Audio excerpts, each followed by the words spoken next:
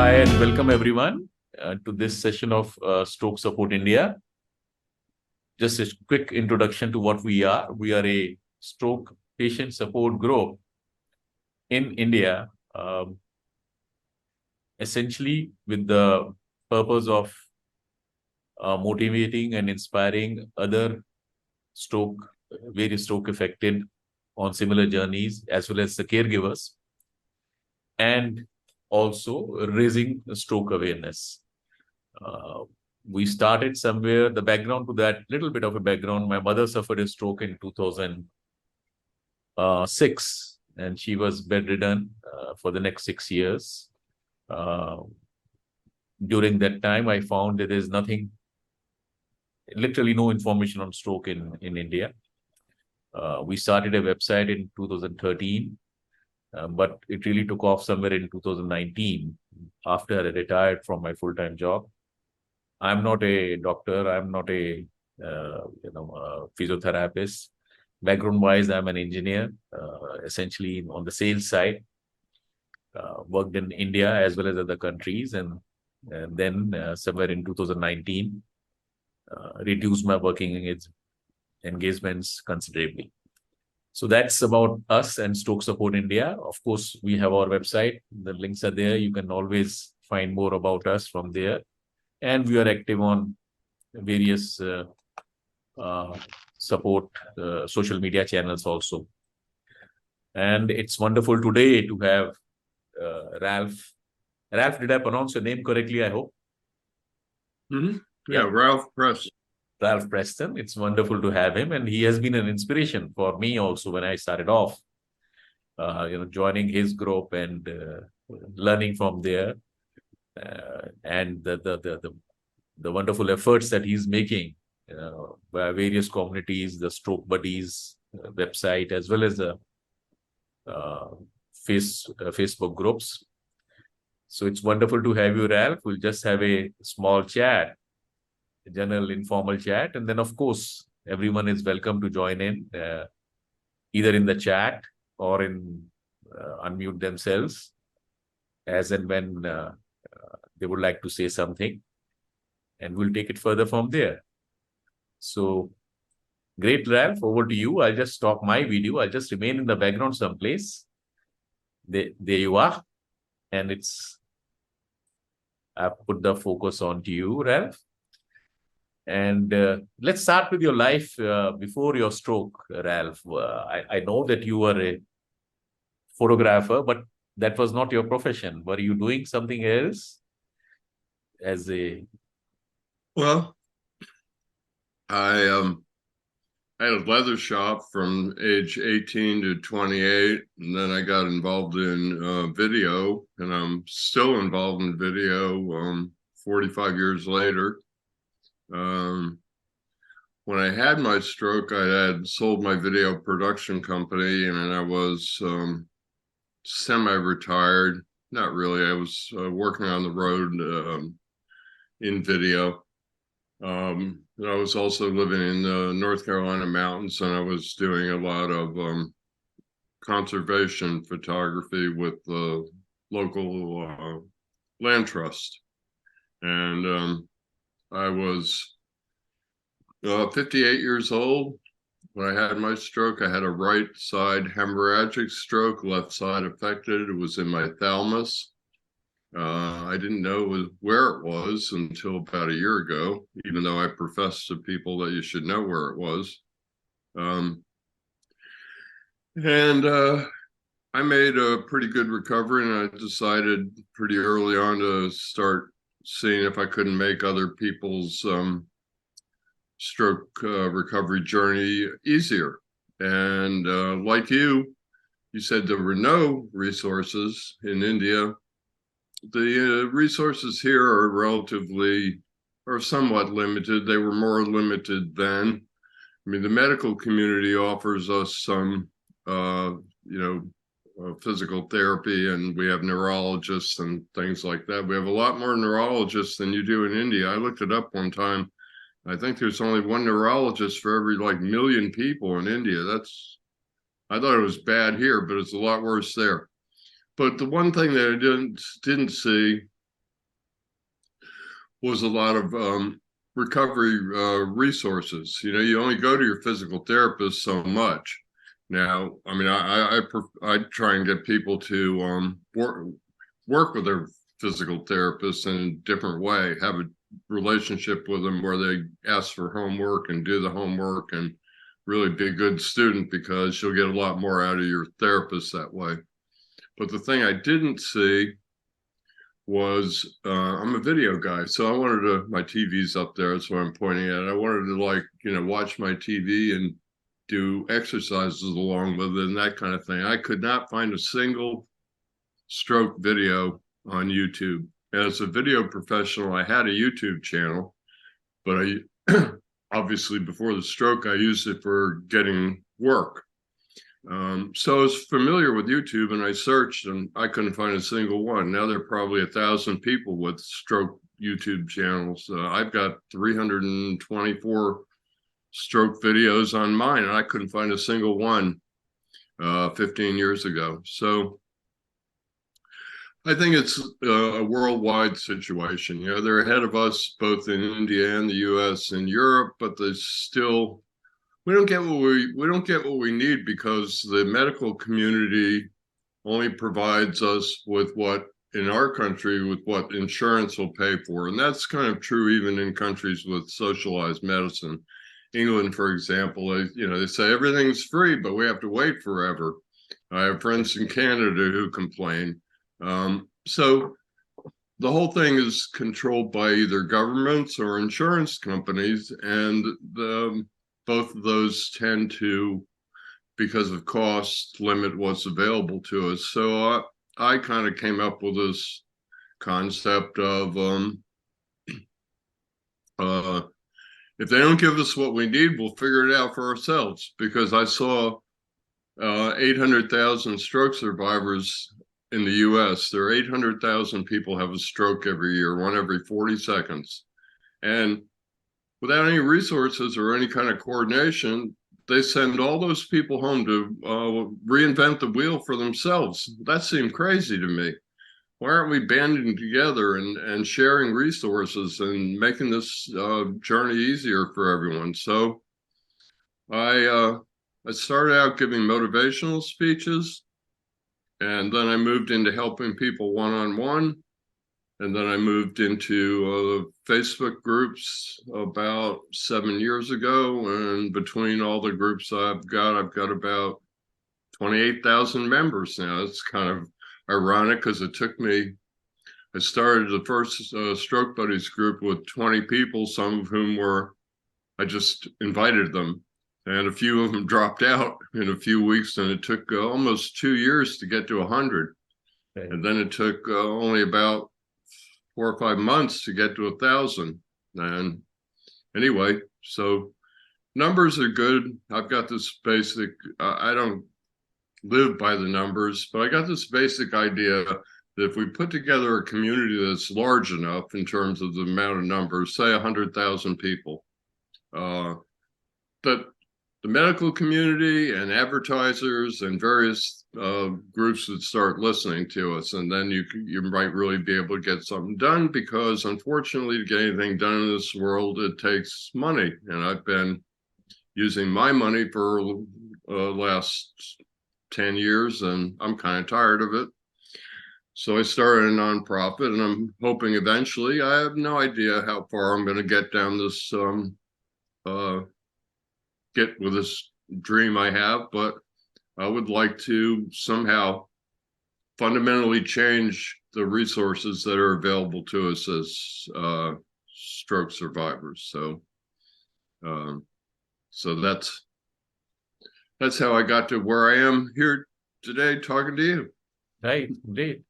No, as you rightly mentioned, Ralph, it's one, I think in India, the situation is pretty much the same. In fact, perhaps, for example, we don't have any social security, so and even insurance hardly covers stroke. Only very recently, they started covering, in some cases, post-stroke rehab for maybe about 35, 40, 60 days. But then one is on one's own. That is one. And as you rightly pointed out, neurologists neurosurgeons. Not only that, going further down, on the chain on physiotherapists, speech language pathologists, they are very scarce. Absolutely, in sometimes simply not available. In some cities, at least in rural or outside the metros. So that is a challenge, and yes, some efforts are underway. What we call as a telehealth initiative, which is a government initiative. How far it will lead, or where will when it will actually come to fruition, we don't know.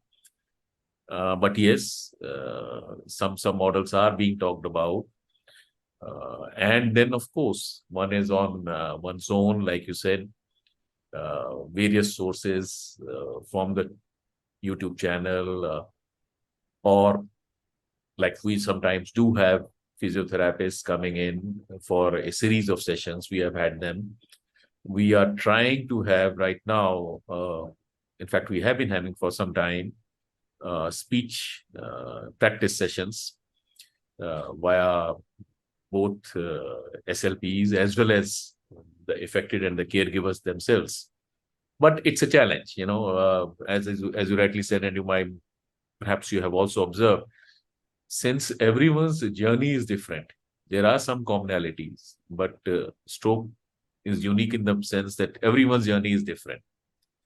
So what might work for you may not work for the other guy.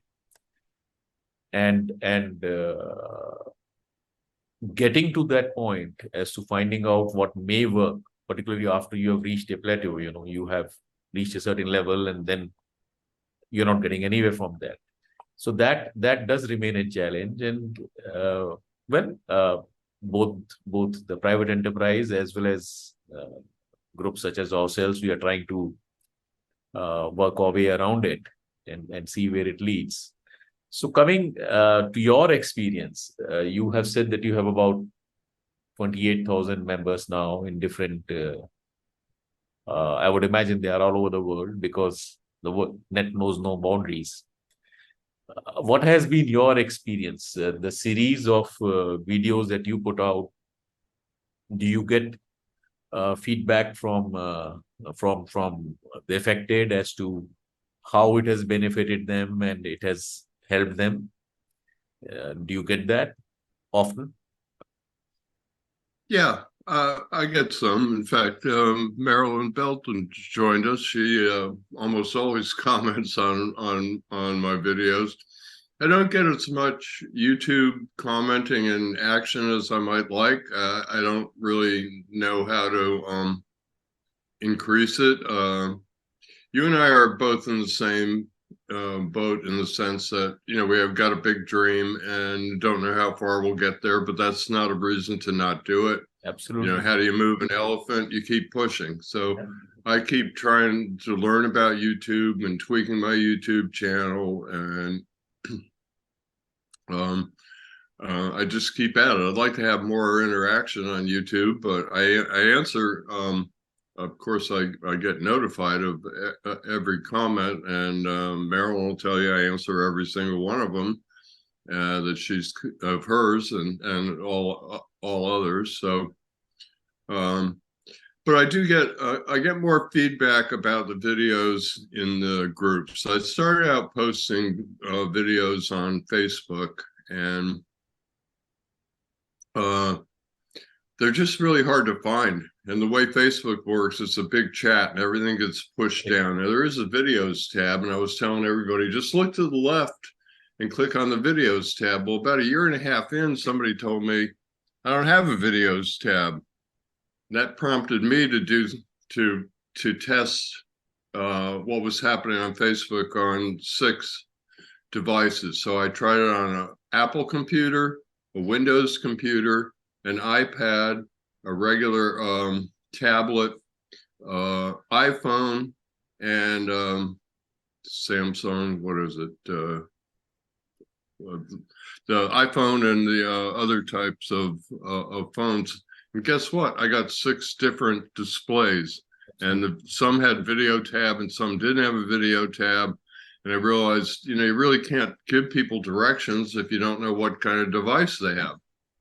So I had the YouTube channel, and so I moved the ones I'd already done over to YouTube, and I just started putting them there because you can post links, and the videos stay there, and you can always go back and get them. You can search on your YouTube channel and find a video, and I know where they all are anyway. I also have playlists, so if you're working on your shoulder, I've got a playlist of 7 or 8, 9 videos. Same with ankles.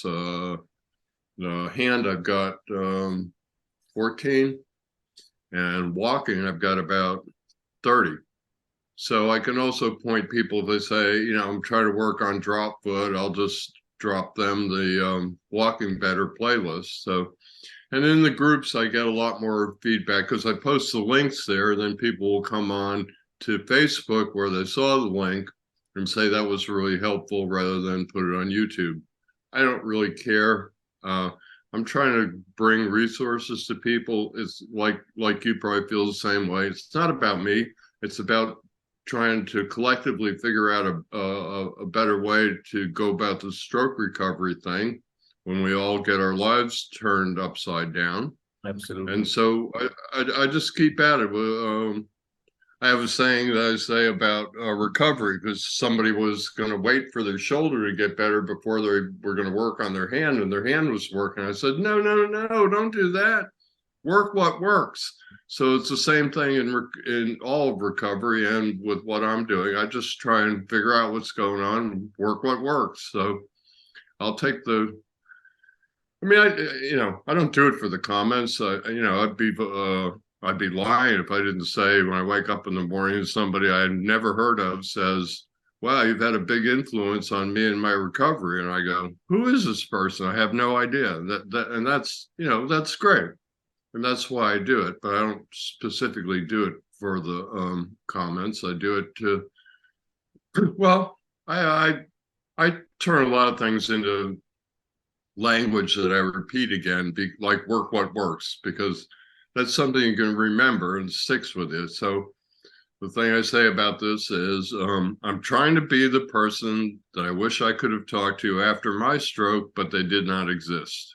So that's my mission. And you and I have the same one. How do you move an elephant? You keep pushing. Yeah, absolutely. That's right. I saw that on one of your blog posts, and it struck a chord with me. Yeah. You have to keep pushing. It took me a long time to find a picture of somebody trying to push an elephant up the steps. I'll tell you that. Over a year. Well, I wasn't looking for that image specifically, but something that talked about. Struck a chord with you. And that's true of recovery too. I mean, I'm applying the same rules to helping people that I applied to my recovery. Consistency, sticking to it, looking for resources, sharing them. So there are a lot of things that we learn in our recovery that apply very much to all of life. Or you could say there are a lot of things in life that you might not have paid attention to that you might need to pay attention to in your stroke recovery, because they work. Consistency works. The only way to get better is to keep pushing the elephant. Absolutely. It's interesting you talk about consistency and determination. I'm just wondering, were you consistent and determined even before stroke, or did it happen more after stroke? What has been your experience? Well, in the sense that did you get some kind of a more focus, more purpose when I'm a pretty intense person, and I was actually more intense before my stroke. Some of my gang might have a hard time believing that because I'm pretty intense now, but no, I've always been kind of a focused person. I learned a long time ago. I had a paper route. I wanted to do things, and I didn't have any money, so I got a paper route at 11 years old and built it up from 15 papers to 85. And So I learned a long time ago, if you set your mind to something, you can achieve it if you stick to it. I mean, because it didn't jump, nobody got those other 70 customers for me. I knocked on doors. And so that was a good life lesson to learn. And I was pretty consistent as a person before my stroke. And I certainly was in my recovery because I was very focused on getting better. And what was so your, I mean, before the stroke happened, did you have any idea what stroke is, any awareness, any past history, or any friend, or yes, but not much. So I had my stroke on my exercise bike training for the senior games, and I had 15 seconds left on a 45-minute ride. And I just said, wow, my legs aren't going around like they're supposed to. What's going on? I said, well, you got 15 seconds left. Get off the bike. Then you don't have to finish the last 15 seconds. I got off the bike and I couldn't walk very well.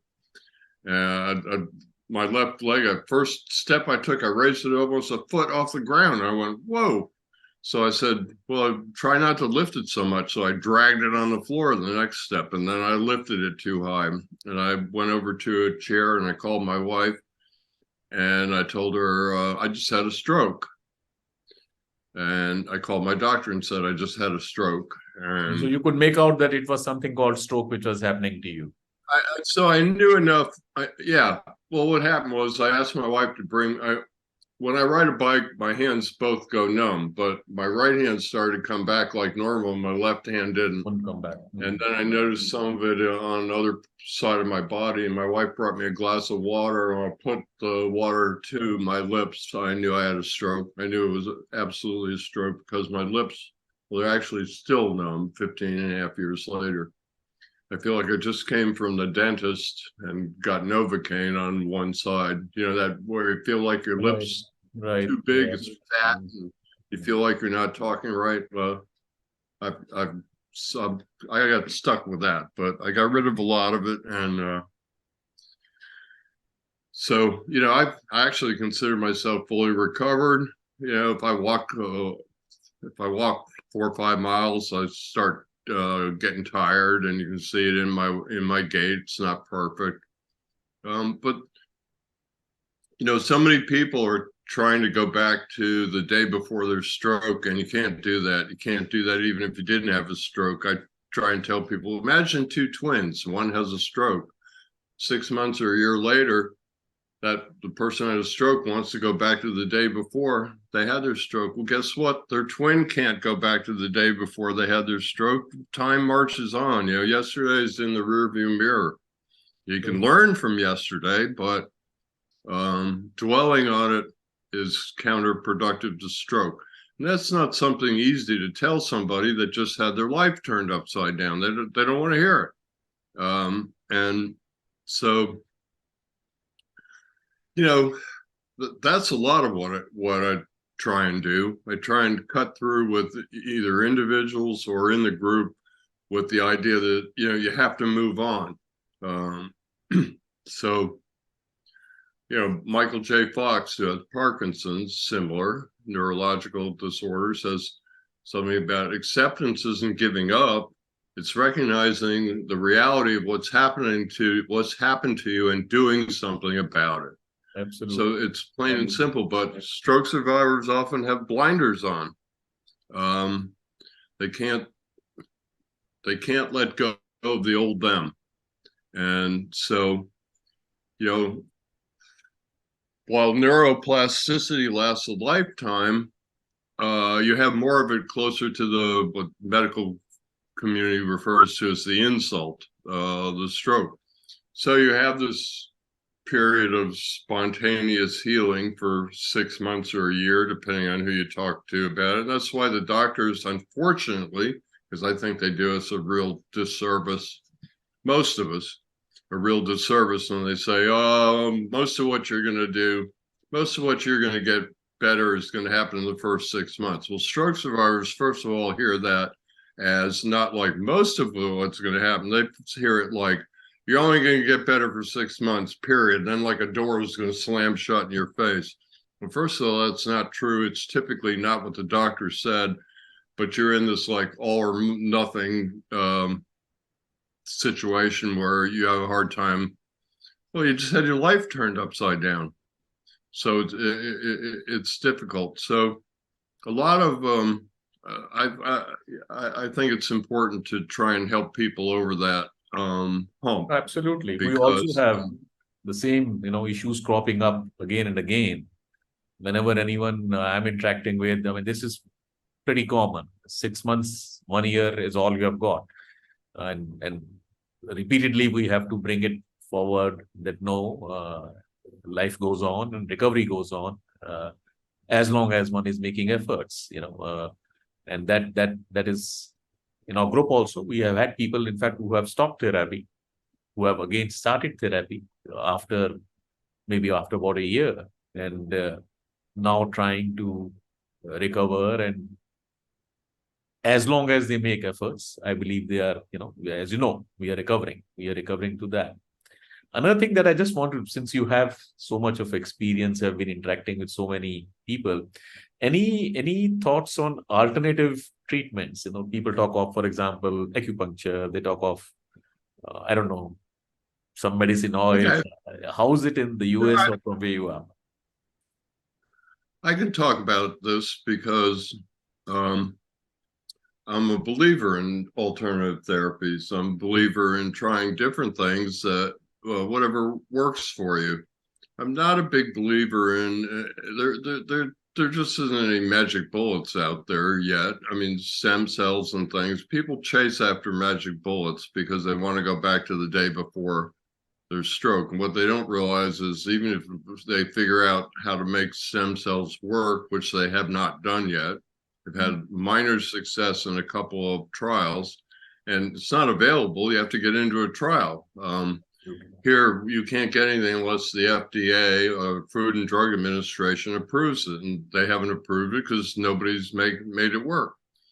So, so I'm not a big believer in herbal cures because you can't cure stroke. It's not a disease. It's not going to go away. It's not like a cold where you get the stuff out of your bloodstream and you're all better. The other thing about stem cells is they're not going to come pre-programmed to the day before your stroke. To get back to that analogy, you're still going to have to do your physical therapy. So why not get on it now rather than chase that dream? Okay, you asked about alternative therapies, though, and I think some of these are good. And you did mention acupuncture. One of the things that I do is I've been monitoring all these groups for 7 years, and I amalgamate data. In other words, I can tell you like that. And I use acupuncture as an example because when I see an acupuncture post, I can tell you what people are going to say. About 20 or 30% of them are going to say, I tried it and it didn't work for me. About 10% of them are going to say, I had great results with brain fog. I had great results overall. You see very little about, I had great results with walking. So I have this idea that acupuncture helps with maybe more help with things other than the mechanics of regaining movement. A lot like hyperbaric oxygen therapy. When I see that, almost everybody who has success with it has success with it in terms of brain fog and short-term memory loss and stuff. You don't see a lot of people say, I did a bunch of HBOT sessions and now I can walk better. Anyway, so I think that acupuncture, in the case of acupuncture, that acupuncturists don't know the neurological aspect. I got real interested in this. This is something I definitely do. So when I see all those posts, I go, what's wrong with acupuncture? It ought to be working more than 10% of the time. And you can never say whether, do you have a representative sample that's answering the acupuncture question? You don't know. But I've seen 50 acupuncture questions, and so maybe the data is better.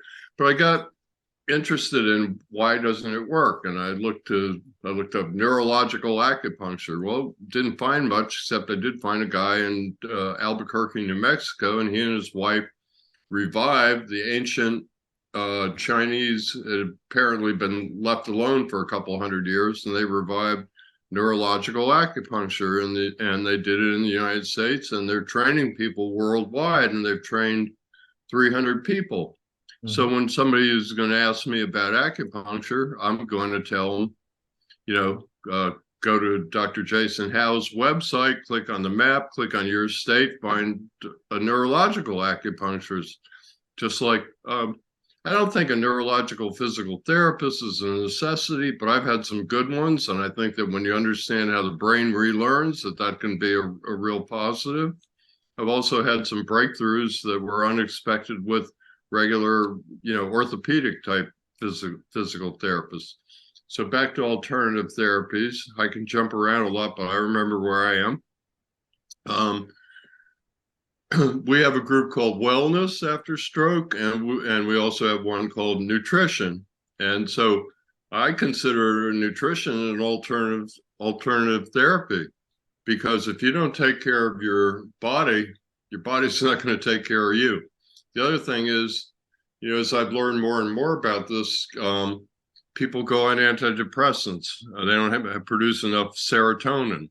So they go on something called SSRI, selective serotonin reuptake inhibitor. Basically keeps the serotonin that you've generated in your body to keep you more even keeled and stuff. Well, guess where all that serotonin comes from? It doesn't literally come from your gut genome, but your microbiome or your gut genome is responsible for talking to your brain and generating all those happy chemicals. So can you get off the antidepressants with a diet? I don't know. That's up to you and your body chemistry and such.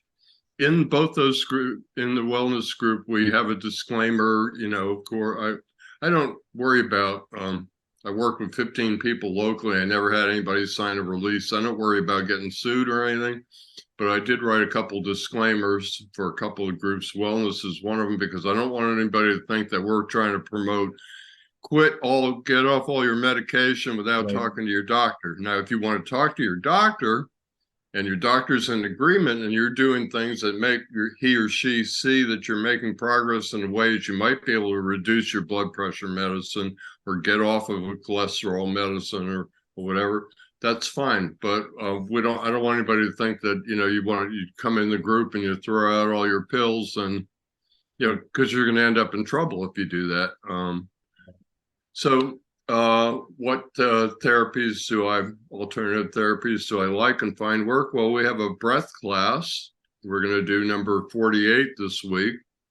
Breathing is, it's part of, it's closely associated with yoga. We also have done Wednesday, we're going to do our fourth with one. I found a stroke survivor who was frustrated with traditional therapies, and 5 years out, she studied yoga, became a yoga teacher, and now she teaches yoga to other stroke survivors. And Rachel's done 4 classes. My sister-in-law, who's not a stroke survivor, also teaches adaptive or chair yoga. And we've done 4 classes with her. I mean, we do it every week, but we've recorded 4 and put them on YouTube so you can do yoga along with it. So, and in the nutrition group, we all post like recipes and ideas and things that we're doing to just try and inspire other people to eat right. Now, it's not a what they call WFPB, Whole Foods Plant-Based Vegan group. If you want to be a vegan, fine. I've been a vegetarian 55 years. A lot of people in India are vegetarians. I enjoy the heck out of Indian food. And but what we're trying to do is promote like things like sugar is inflammatory. So the less sugar that you can take in, the less inflammation you're going to have. I got this theory. When I started the group, I had somebody help me who was a WFPB vegan, and she would try and get everybody to switch on day one. You can't do that. Somebody who's eaten meat and potatoes their whole life and eating crappy isn't going to switch over. They look, you give them the old vegan diet. Here's what you can eat. And they go, I don't eat anything on here. Where's everything that I eat? It's not on here. There's nothing I can do. So they won't make any effort. So we try and bump the needle in multiple times. I eat fish. I eat some fish. So I'm not a total vegetarian. I also eat some dairy products because I don't see any harm in them, and they don't seem to do any harm to my body. I got a cholesterol level of 140, 70 and 70, not 200 with 50 of the good and 150 of the bad. They'll accept that. You can have 200, except when they want to put you on a cholesterol medicine, a statin, then you can only have 70 of the bad ones. And everybody in the world's got 70 of the bad ones, even me at 140. So, some doctors consider me the poster child for cholesterol, and others say you need to be on a statin. And so anyway, I take a kind of a holistic approach, and I guess I kind of preach that to people. So do the things that work for you. And, if you can't, so I found yoga to be real helpful. I did this in the yoga class the other day. When we first started trying to put our knee to our nose, I was like 4 inches away. Then I got closer, and then I could do it. Now I can touch each cheek. I can touch my ears too. So you see subtle changes through yoga. I've gotten a lot more flexible and stuff, but it doesn't, you don't wake up one day and be better. This is the way you get better. Healing is not a quick process. Change is not a quick process. Lengthening of tendons in yoga or in recovering your arm or your leg is not a quick process. I find that athletes, people who've trained for something, do better in stroke recovery than anybody else. Why? Because they understand that if you want to take 10 seconds off your 10K time, that might take you a year. 10 seconds for a year. There's the old Usain Bolt meme that goes around every once in a while. He says, I trained 4 years for 9.7 seconds. Absolutely. And you all give up in a couple of months. Athletes train. I'm getting wound up here, Ralph. Calm down. I get real passionate about all this. I'm not crazy. I'm just passionate. So anyway, I find that athletes also train for form.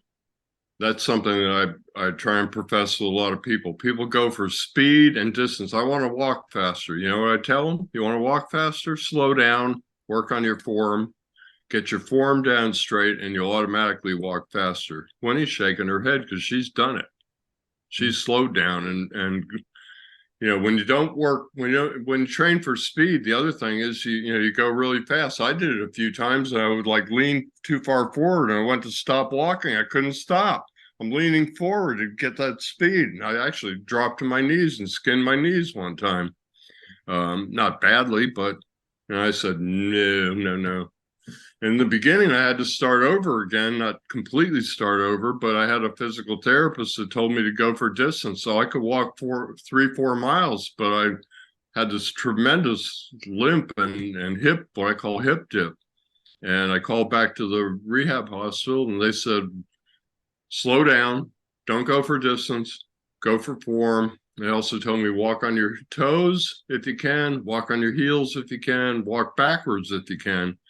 And I could do all three of those at 4 months, so I did. When I mention that to people, I caution them to, you walk on your toes easier than you can walk on your heels.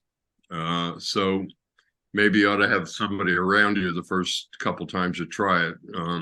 So I had to kind of start over, and I worked on form. And so I preach that to people because you'll find that athletes don't train for speed. Usain Bolt trains, I don't know his specific training routine, but he goes to the gym once or twice a week and does his weightlifting and strength training. And I'm sure he does sprints, and I'm sure he does some longer distance stuff. And I'm sure he practices coming out of the blocks. all the elements of form, because with form comes speed. So No, that's true. Absolutely. As you said, yes, not only trying, but perhaps the right trying, the right form, the right way, both are equally important. The other medicine that I saw some time ago, or maybe it was not, I don't say it was a medicine, but I did see some videos a few months ago of some injections that are, injected to a stroke patient and he recovers. I don't know whether you saw that. I forget the name of the treatment now, but there is some treatment being done by a doctor of some I know who you're going to injection. mention. I know who you're going to mention. I won't say his name because I don't want anybody to think that that's viable. He's in Florida. Yes, Florida. Yes. Was doing He's some in trials and there's some Florida. videos I saw.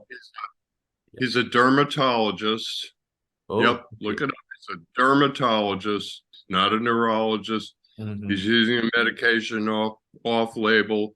It does not work. I personally had a friend of mine. I couldn't talk him. I had a friend who had a TBI, and another friend of mine and I taught him to walk again. Well, he's been chasing the magic bullet. He went to Florida and they ripped him off for $10,000. No results. The people in those videos are actors. Oh, All the videos are on their channel.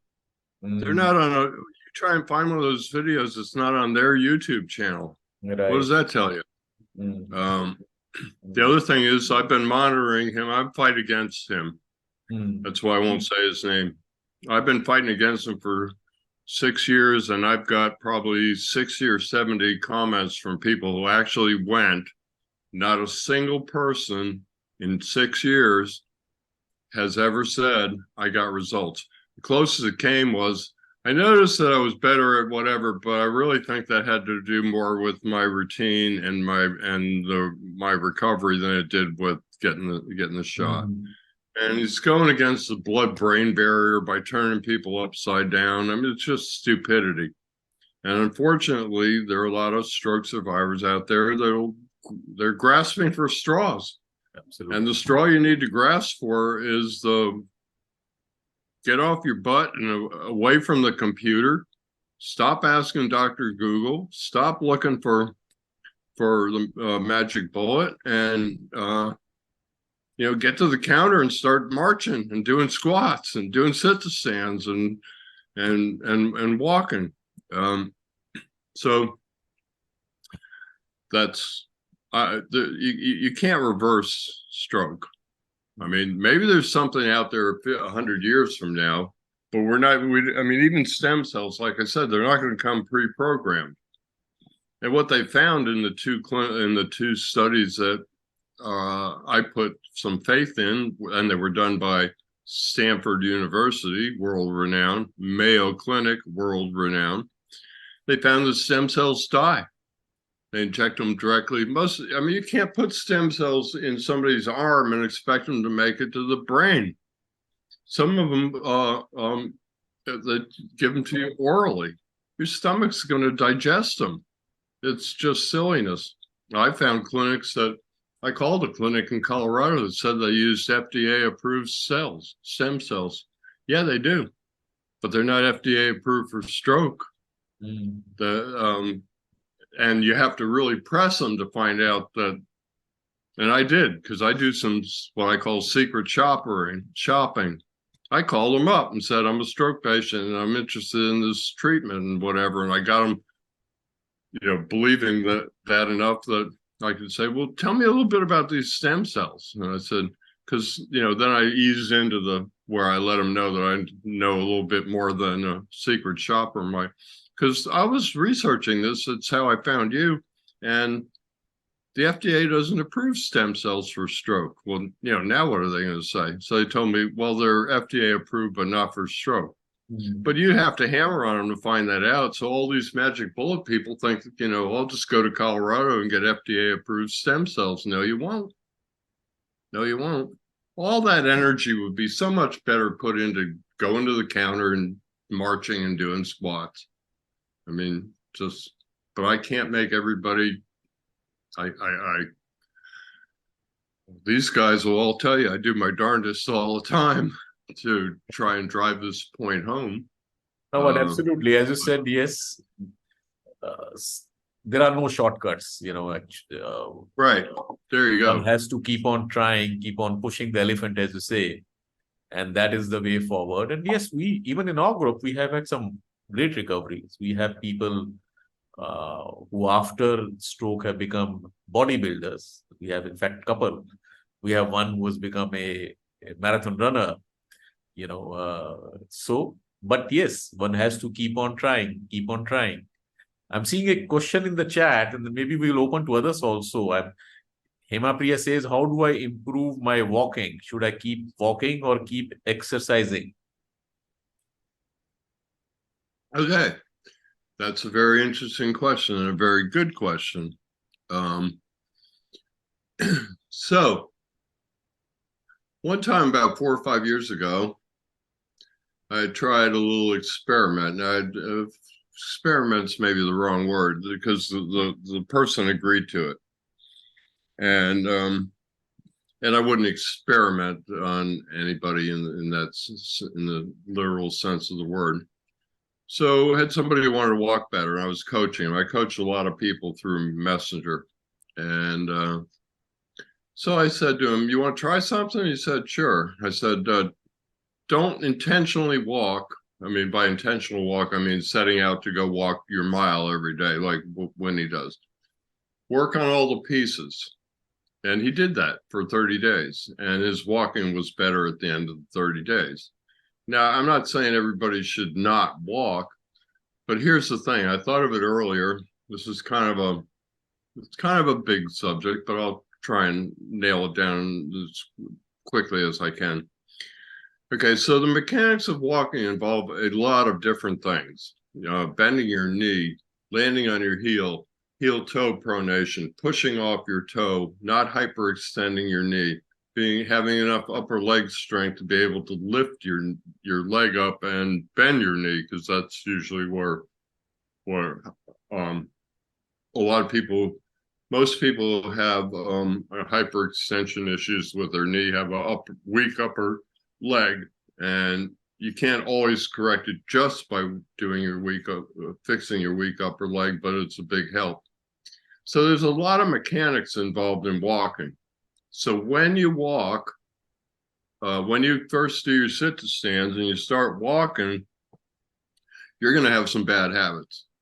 It's guaranteed, because you can't do what you need to do. I mean, we don't go from doing a sit to stand to walking perfectly. Winnie's nodding her head because she's still working on it 3 years after that first sit to stand.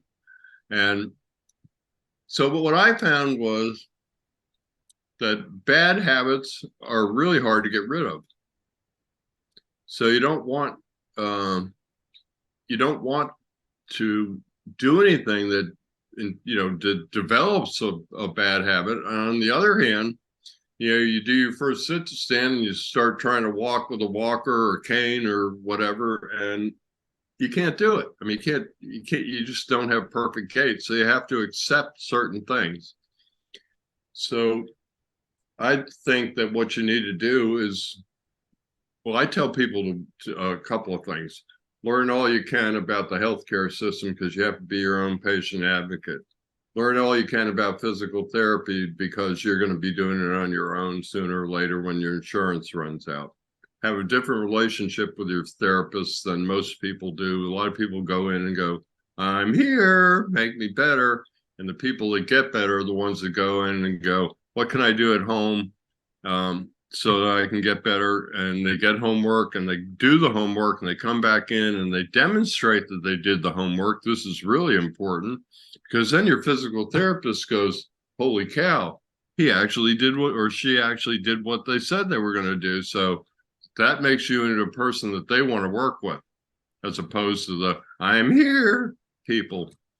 So back to the question. So if you have something really bad in your gait, like you cannot, like you're locking up your knee every time you walk and it's painful and it's holding you back from developing your gait, then I would say limit your walking, and work on the knee hyperextension. Okay, I'm going to jump around again because one of the other things that we do is we bring science and recovery type information. We have a show on Tuesdays, and we've done 77 of them now. About the first 10 were chats, but the last almost 70 of them are all science-based. So I'm thinking about this because I brought on, for the second time, she came on once a year and a half ago, but about 3 months ago, we had a neuro-based physical therapist come on and do an hour on dealing with knee hyperextension. And she's got a bunch of great techniques with wedges and simple things that you can do. So if you're so bad at something that it's going to become a bad habit or it's hurting you, like knee hyperextension, or just interfering with your gait in a tremendous way, then maybe you should work on that.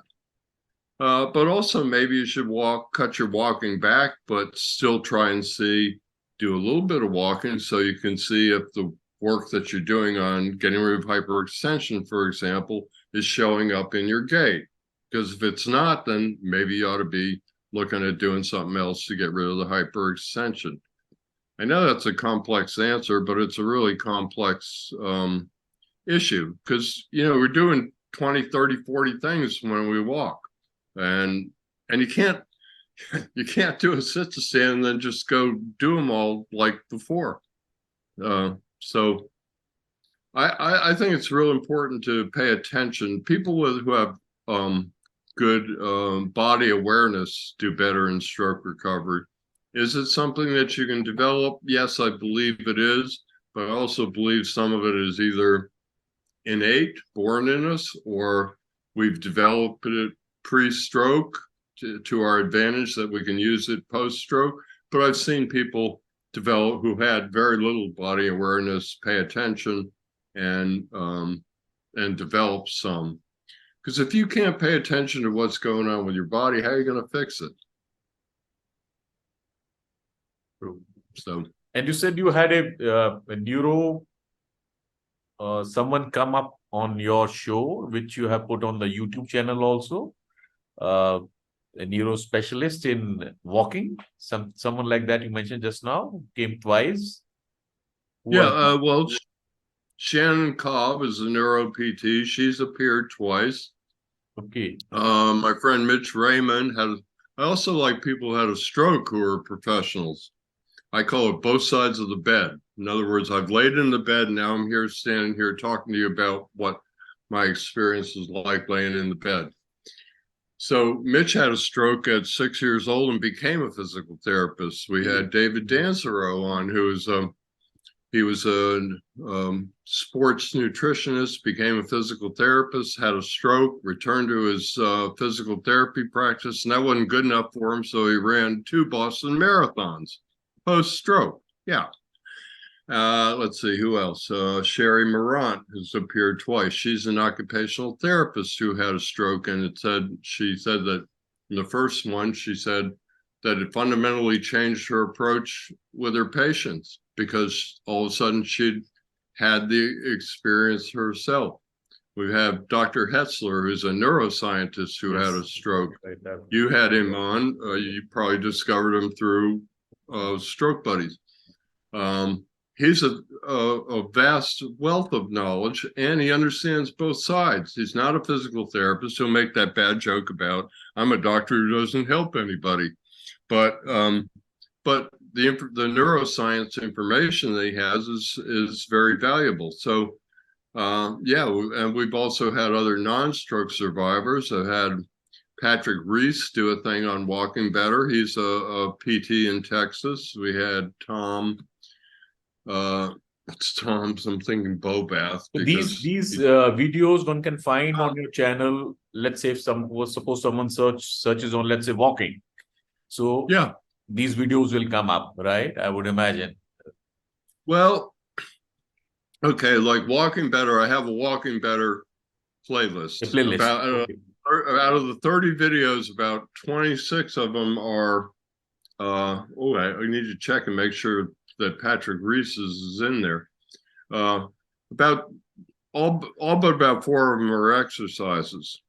But I also put, like, I did a presentation on Walking Better. I've got some other presentations on Walking Better in that playlist. But we also have a playlist of the Tuesday support group meetings, and all 77 of them are in there. But you have to scroll back and find, I mean, I'm trying to bring real recovery information and science to people. So we have a talk show, I mean, where we talk about mental well-being on Thursdays, but I broke it away from the Tuesday show. And we talk sometimes when we don't have guests, but I try and get guests, and I try and bring, like, real recovery information. Right. I emailed a guy today. He sent me his presentation a few months ago. He's an occupational therapist, and he did a thing on getting the most out of your medical professionals. Great subject. Okay. He sent me the thing, said, "What do you think?" And I said, "Well, it's not aimed at stroke." He said, "Yeah, I know. I've thought about revising it." So I gave him a few months. I emailed him this morning and said, "How's it going revising that thing? Because I'd love to have you on." So I'm always looking for opportunities. Well, I have an opportunity with Jill Bolte Taylor right now, but I don't know what to talk to her about, because everybody's already talked to her about my stroke of insight, and she's probably tired of talking about that. And it doesn't do any good. I got one premise that I operate under, and that is, if you're out there listening to me or watching my YouTube channel, you got one thing in mind, one thing only, not how great Ralph is, not how great this video is or whatever, but what's in it for me. So if I talk to Jill Bolte Taylor, and I have her personal email, I'm trying to figure this out right now. I would want it to be something that was beneficial to the person sitting there. It might be great to hear her talk about my stroke of insight again, but she's been doing it for 15 years. She's got to be tired of it.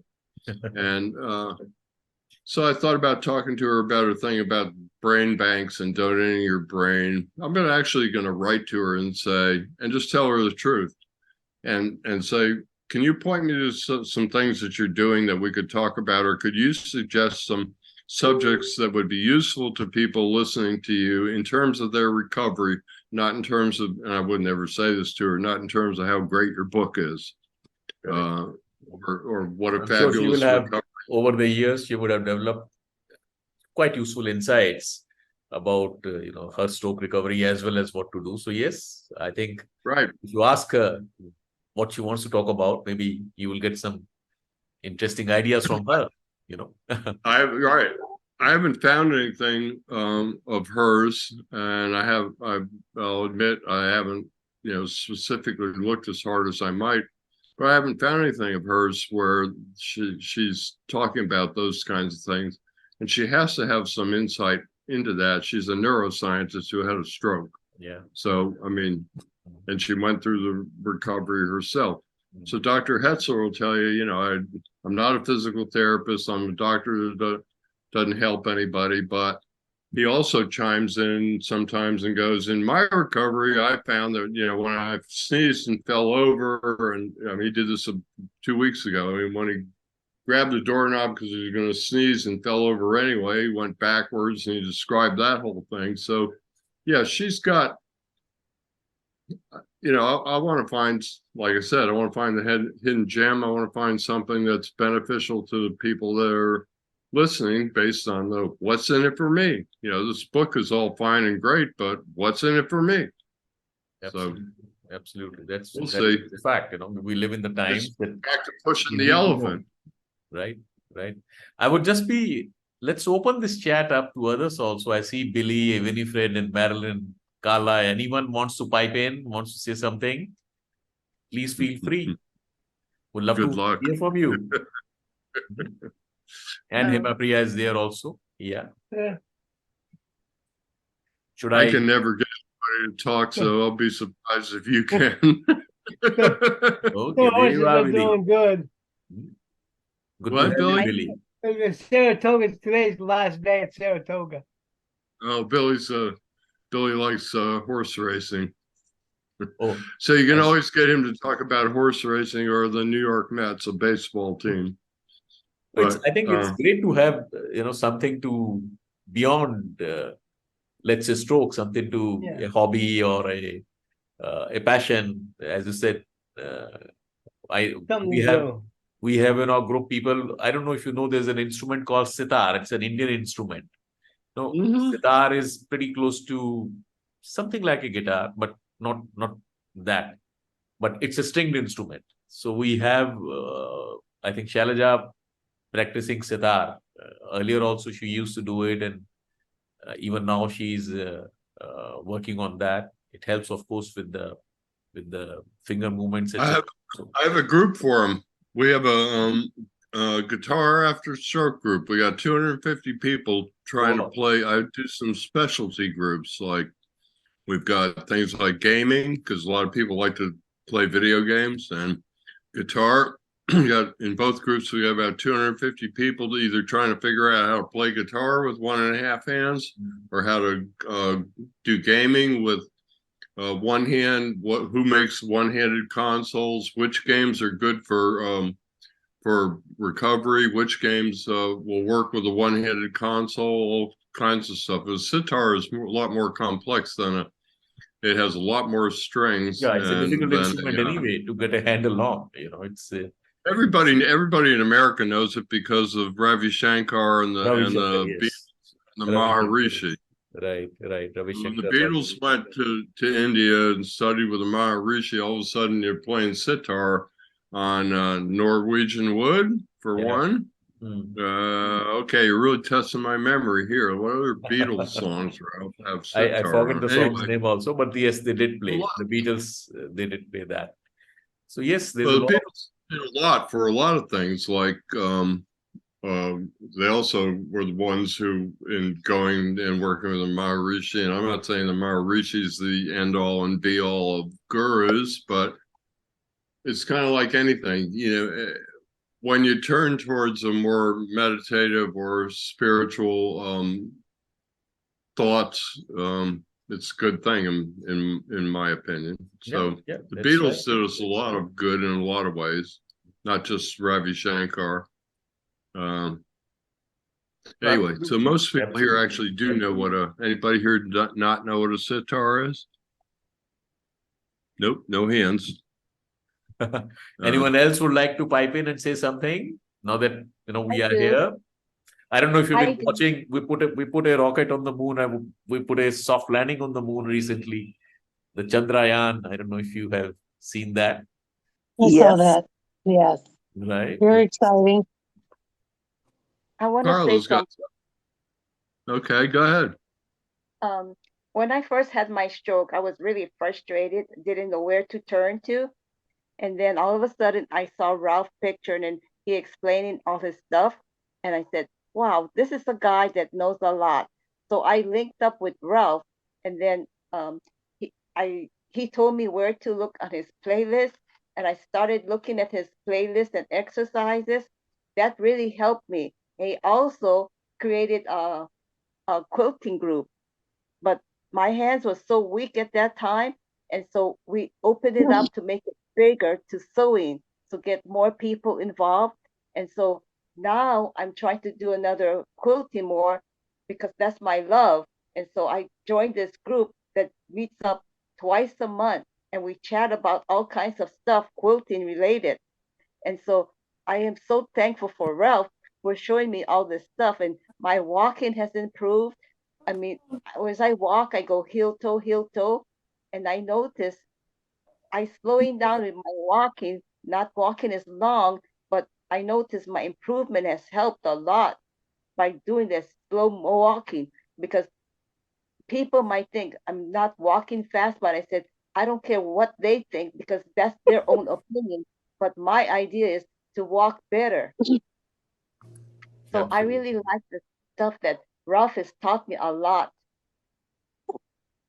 Yes. Well, When what I he's like in about what I California, love about Ralph's groups is that, like, one thing that I really took away is, like, the other day we were talking about, doing dishes and just how you can, like, I was very lucky. I do have, like, one effect is like my one hand, which I also had an injury, which didn't help, after I'd had the stroke. I didn't know it at the time, but just looking at everyday things is like therapy. Like washing dishes can be therapy. Like the hand is kind of weak, so I have to really practice drying and putting the, so it's really taught me to look at things in a different, like you said, Ralph, like you know, because my neurologist, when I finally got in, just looked at me and said, "But you're so functional, you don't need to go to rehab." And I was like, "No." And so then like you said, I kind of quickly realized, like, okay, what's out there, and started digging on my own because my insurance didn't want to send me to rehab.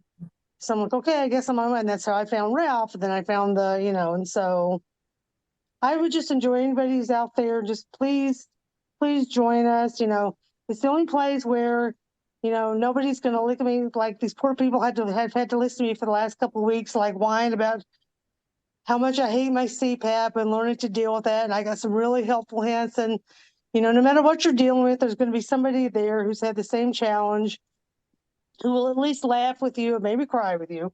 So I've cried a lot, but, it's just nice to have that, support, that you don't necessarily Absolutely. always It's, get it's from the very medical important to community. find, as you're saying, people who are facing similar challenges and how they are Yes. recovering. They are themselves, by your recovery, Everybody's got you good are helping and pointers for inspiring you. others, Yes. Yes. which Um, is And it's I'll nice have to too that a mail. lot of the speakers also they all had strokes. They know exactly what we're all dealing with. Like when we were doing the yoga, I remember laughing the first week. After we did the first class, I tried to go back and do it myself. Then I look up, I'm like, okay, yeah, my body doesn't look like hers. But anyway, so I told her the next class, we all had a good laugh. And so then she taught me some alternative stuff. And so I do that now. It's just really nice. Like nobody makes you feel stupid. Like if you don't know how to do anything, everybody knows, everybody's been there struggling to relearn how to do something after a stroke. And so everybody knows what you're talking about. absolutely. Nobody, yeah, it's just very nice. Absolutely. Ralph, you Um, were saying something? Yeah, you can't cover everything in an hour or 2 hours even, but yeah, one of the things that I try and promote is functional therapy. I say therapy is all around you, and I've got a graphic where I'm washing dishes. I guess I had a kind of a realization one day about 6 months into my stroke recovery. So I went to physical therapy, and they had those cones, the one they make you walk zigzag patterns, but they also make you take them off the top shelf and put them down and put them back up on the top shelf. Absolutely. Well, that night I was getting down the vitamins off the top shelf, and I realized there's no difference between the vitamins and the cones. So I started like taking the vitamins. Now we had a thing where you could put all 6 vitamins in one thing and spin them, but I stopped using that. And I'd take like all 8 vitamins down.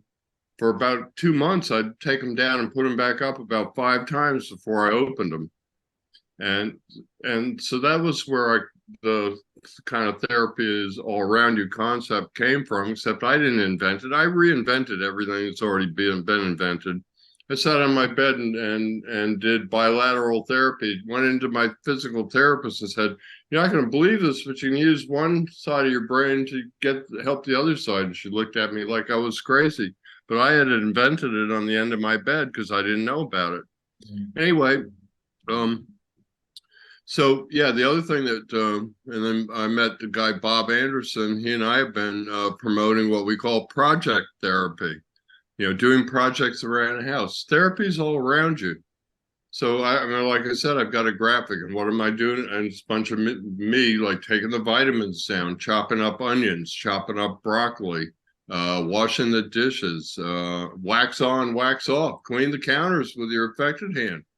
I did what I call the left hand Olympics. I started opening jars with my left hand. I didn't do that before. I'm sure I held them with my left hand and opened them with my right. But it's a version of constraint-induced motion therapy, CIMT, invented by Dr. Edward Taub at the University of Alabama. I'm trying to get he's 94 now, so I'm trying to get some of the people that, like the director that worked under him, to come and talk about that. And, so that's the kind of thing I'm doing, trying to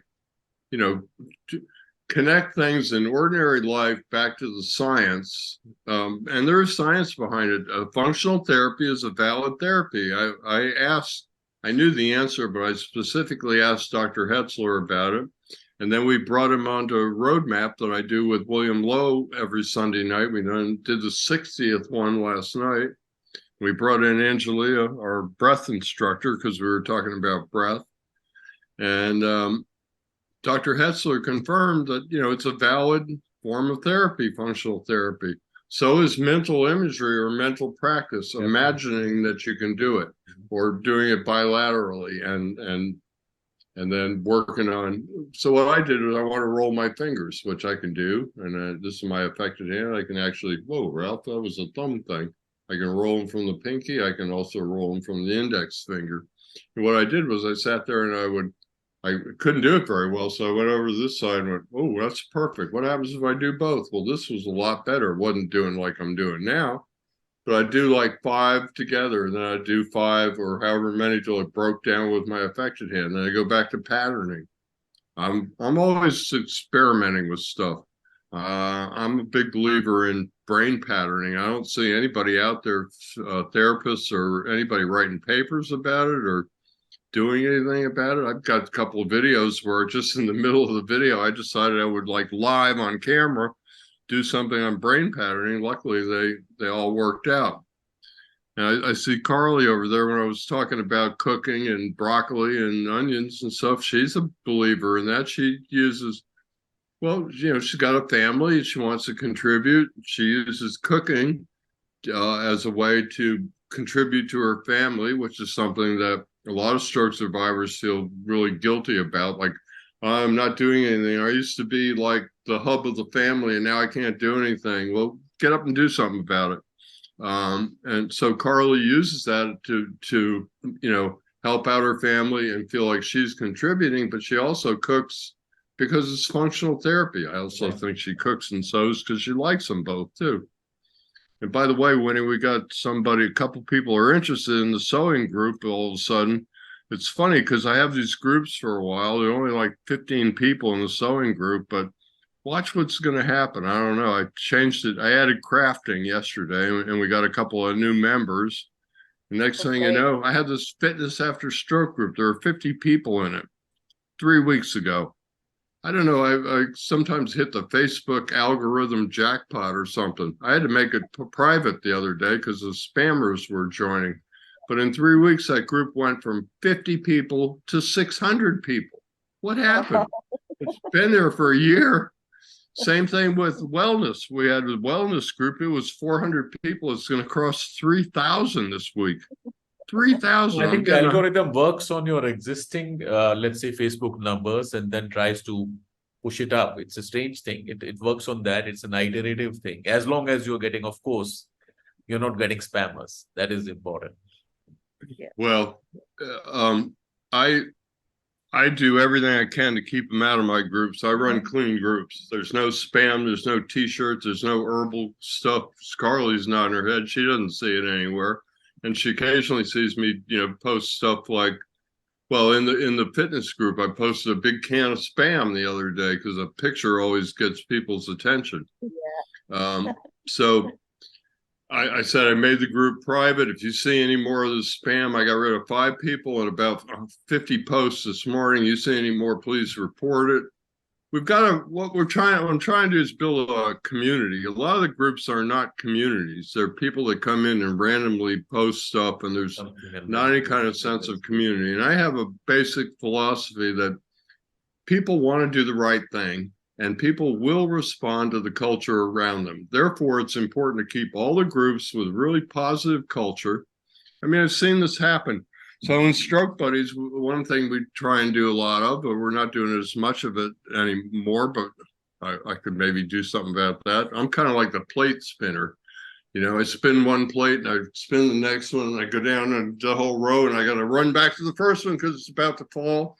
But I actually post the plate spinner video from the old Ed Sullivan Show days a couple of times. But, we're back to pushing the elephant again. You just keep at it. And like I said, I don't know if I'm going to get where I want to get. I tell people, Billy and Winnie have heard this one a few times. I don't know what I'm doing, but I do know what I'm doing.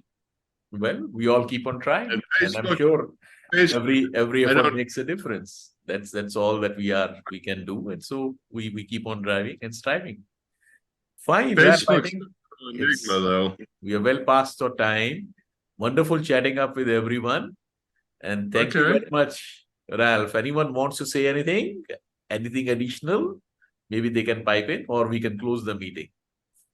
So yeah, it's been great chatting up with you, Ralph, and I wish you the best. I'm sure your endeavors and the efforts that you're making, as you said, the elephant is moving. So let's hope for that. It will move. So thank you I'll just very much, keep at it. everyone. Yep, Ralph, you're saying something? I'll Yes, just keep. Hmm. I do want to say something. Please, Hey, please, I made Charlie, a cake. let me add you to the spotlight. Yep. I made a cake yesterday.